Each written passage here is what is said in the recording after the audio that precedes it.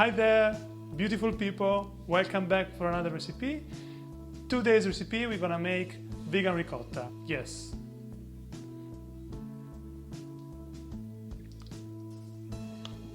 That's amazing.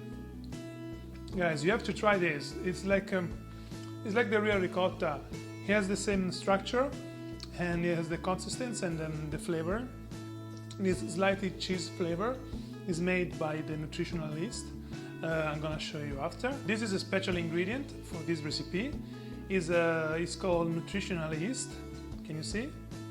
In a vegan diet, it replaces the cheese flavor. It gives this cheesy flavor to sauce, cream, and even you can use it as Parmesan cheese on top of the pasta, or like to make risotto or whatever. And it's super healthy, also a good source of protein. So what else? Let's start.